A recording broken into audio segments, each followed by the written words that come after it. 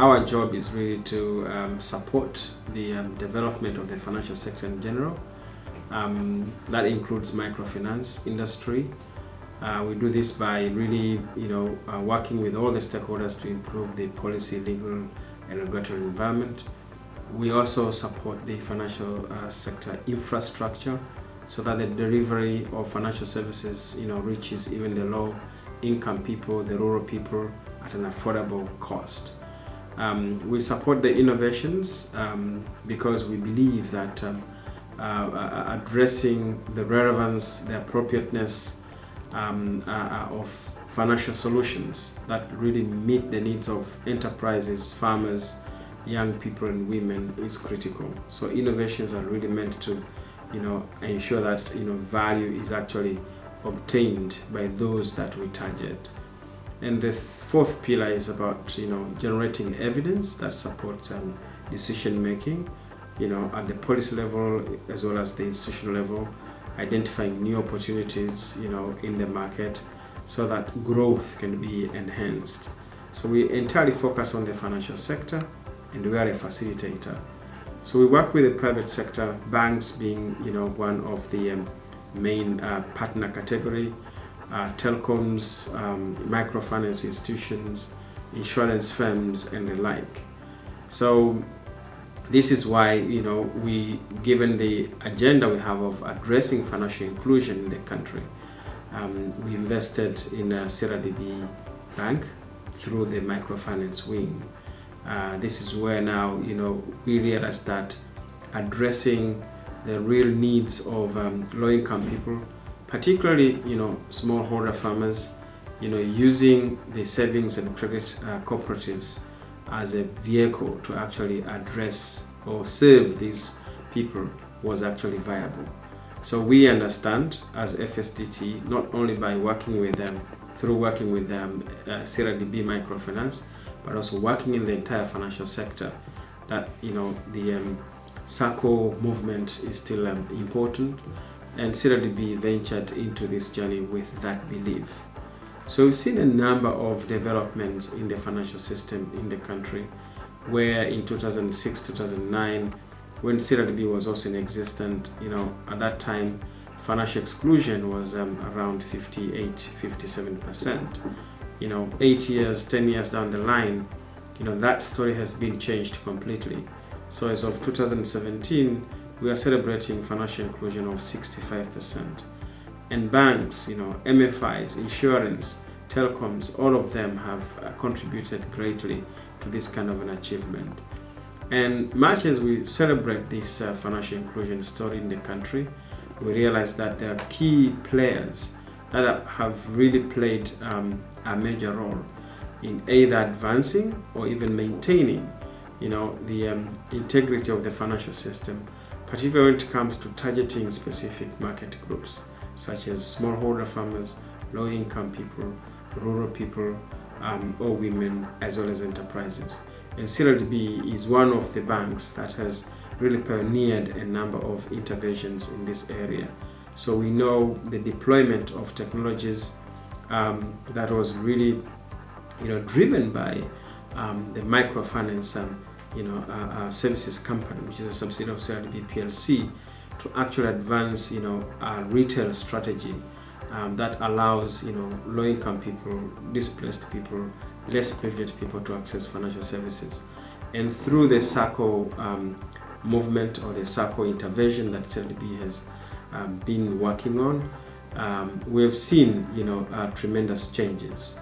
And these changes really are shown, and I think from the field, they are quite obvious, that a number of SACCOs that have really benefited from the support CRDB has given, not only from the wholesale financing perspective, but also from the services they have received in terms of improving their organizational efficiencies, capacity of their boards, of their staff, new systems being deployed to support the operations of the SACCOs.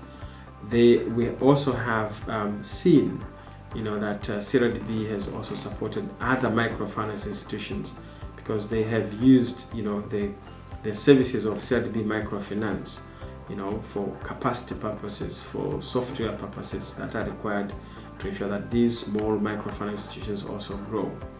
One would have regarded that as a threat to CRDB, but I think the development thinking was very clear.